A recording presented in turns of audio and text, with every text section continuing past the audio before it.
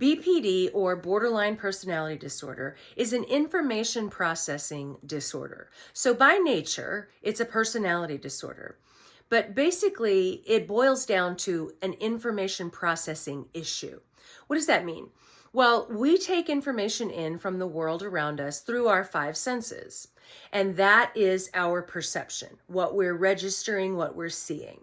That gets filtered and processed through a lens that's colored by a number of different things that I'll get into in a second.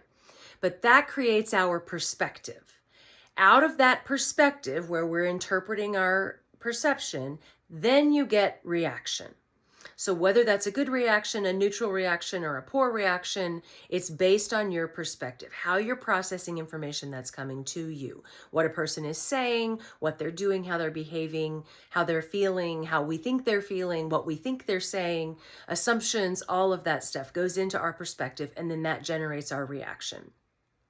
So the information comes in through the five senses, and that filter that we have can be colored by a number of different things. So one of those things is historical experiences. So childhood trauma, abuse, neglect, all of those things create a filter. And the information coming in is filtered through that sort of lens, and that changes how a person responds. So if something is happening in their world and it triggers the memory of that trauma or generates the same feelings, they're going to have a negative reaction in a lot of cases. So the trick is learning to be mindful about your interpretation of the information coming in. So you can choose to take the information in, pause, and then respond versus react. So there's a gap, like when you're getting off of a train and you're stepping onto the platform, there's that little warning written on the ground. It says, mind the gap.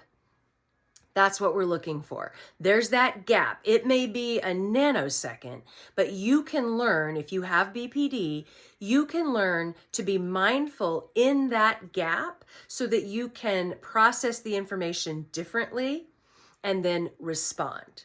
There are a number of types of vulnerabilities that I've spoken about before. They're physical, psychological, environmental. There are a number of different vulnerabilities. So you want to make sure those things are in check too.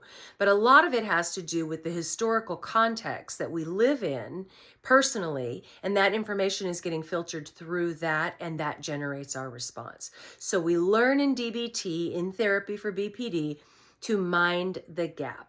Just take that second to pause. It's not long, but you learn to take that second to pause and process information a little bit differently and then respond versus react. So if you're struggling with BPD, I want you to practice minding the gap.